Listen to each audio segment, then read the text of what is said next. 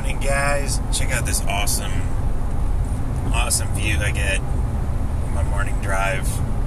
My temporary morning drive, because I usually work from home, but we're moving. So I get a little commute for a while.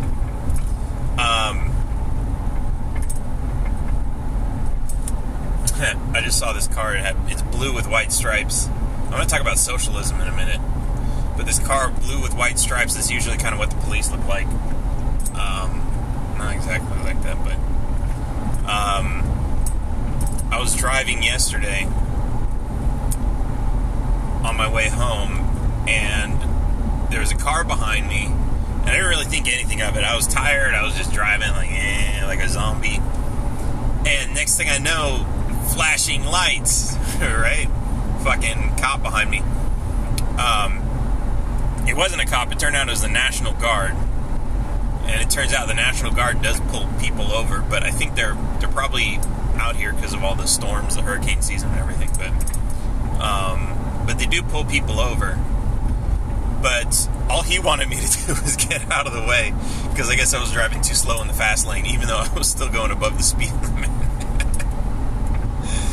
But that's how it is here. I've seen people get pulled over for like going crazy fast, but usually everybody's speeding. So you got to be going like really fast, weaving in and out of traffic for someone to stop you.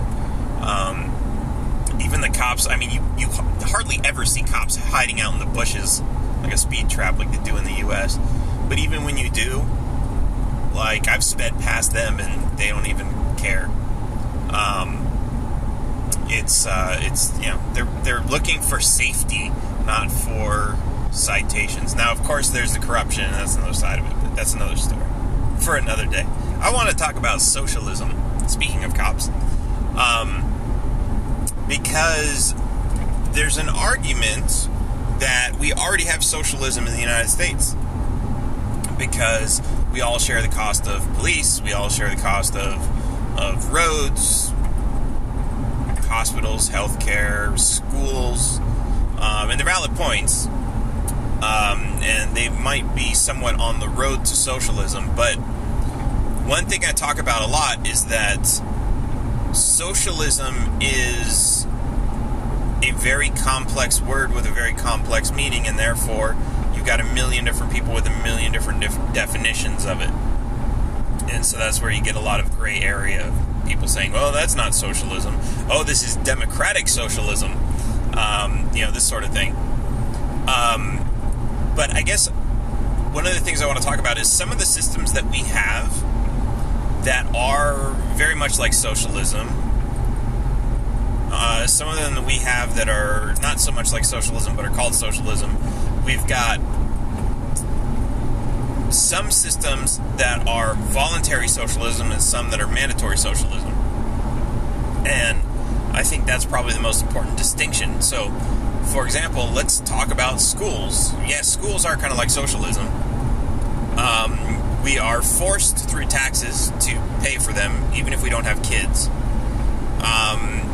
And, some might say the benefit is that, you don't want to grow up in a world full of stupid people, which I think everybody agrees. And so therefore it's justified. Everybody benefits from it. Which is true, but does that justify the theft? And without the theft, would there still be plenty of education?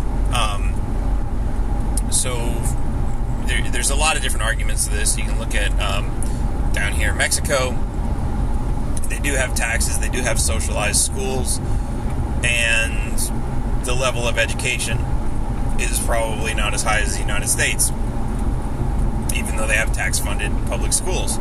Why is that? Does money really have anything to do with it? Because a lot of people in the United States will point out you can throw a shit ton of money at schools, as they have been for several decades, and that doesn't improve the quality of the learning. And then you could compare that to homeschools, which are relatively extremely inexpensive, and you get much better results out of that. So Really interesting comparisons. So does it justify the theft is really the important question. If you got rid of the theft, a lot of people would say, well, we wouldn't have any sort of public schools. There would be a lot of people who are just completely uneducated. Well, we don't know that, because all of my life, I've lived in a country where there always was public education, and it always was funded by taxes. What was there before that? And a lot of people say, oh, so you want to go back 200 years? Well, nobody was educated back then. Yeah, nobody was educated back then. So, even when they started having public schools, kids weren't that smart because there wasn't as much information available as there is today. So, my point is, it's extremely difficult to run a direct comparison between the two. You can't say that if you get rid of public funded schools that everyone's going to go back to being stupid, because that's not the only thing that's changed. Here's one of the cop cars, if you can see it. It's probably going by too fast.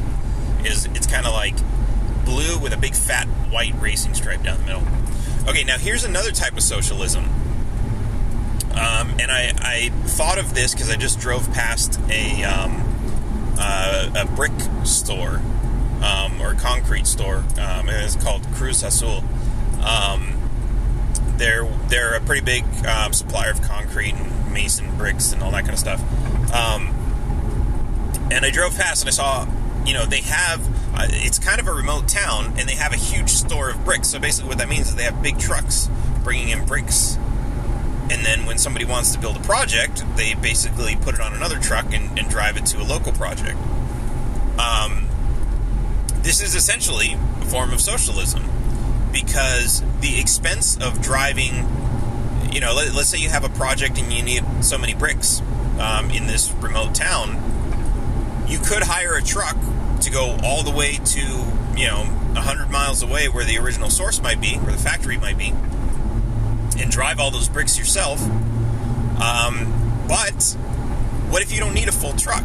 Maybe you need a half a truck. You're wasting the other half truck, which means you're going to be spending a little bit more.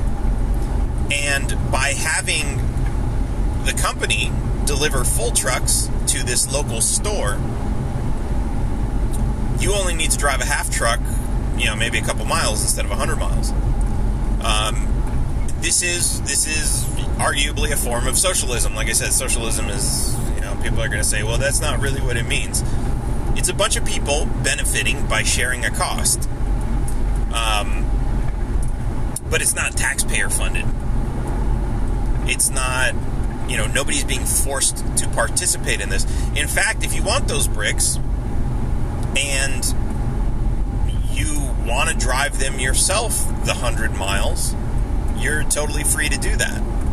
There's no law saying, oh, no, you have to buy from this place. Or you have to pay to fund this place.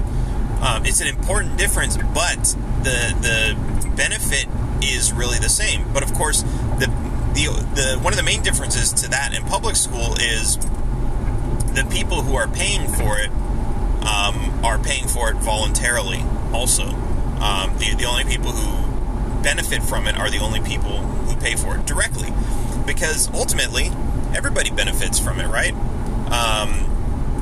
You might benefit because there are fewer trucks on the road, because there's so many wasted loads eliminated. There's fewer trucks on the road. There's less traffic, so things move quicker.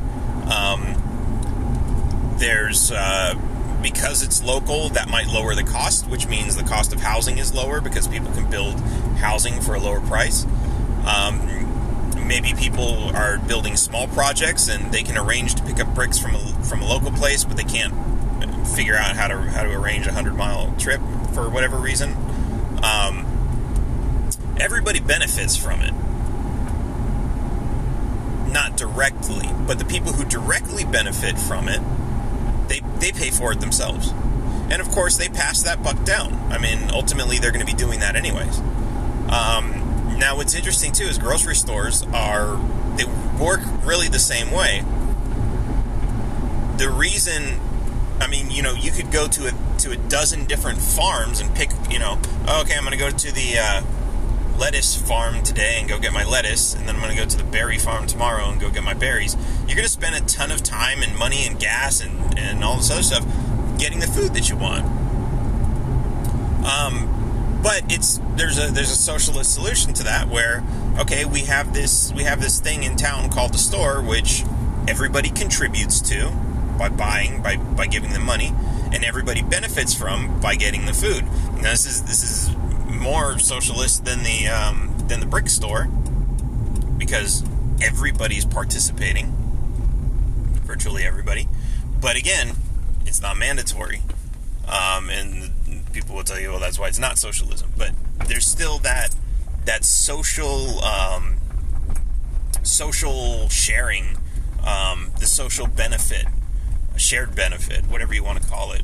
And yeah, don't call it socialism, call it something else. But I think it's really important to point out the similarities, but then also to really focus on that distinction, that one is voluntary and the other is not. So public school might be socialist, private school would not be socialist, would not be socialism, because it's not forced. You're taking that by option.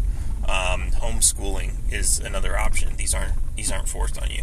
That's always the one thing we have to look for in every system is, and especially if it's something that everybody wants, pretty much everyone's going to be able to pay for it, or going to want to pay for it. There's the question of certain things that, well, there are people who can't afford it, who should be able to afford it. Who's going to pay for that? And there are voluntary charities to take care of a lot of those things, especially when it comes to actual necessities. If poor people can't afford the new PlayStation, it's not really an urgent need for them to have. But yeah, voluntary. Voluntary is the key word. And like I say about words, voluntary is that's got a much more narrow definition. So there's less of a fight on what that actually means. But if we can keep things as much voluntary as possible, that should always be the direction that we're heading. Voluntary. And I get it. A lot of people will say, yeah, there's no way we can make this system voluntary, or since we're already paying taxes, we might as well get something out of it, blah, blah, blah. Yeah, okay, fine. Keep all those arguments, that's fine. As long as the main goal is always to go in the direction, just work every day to make things a little bit more voluntary.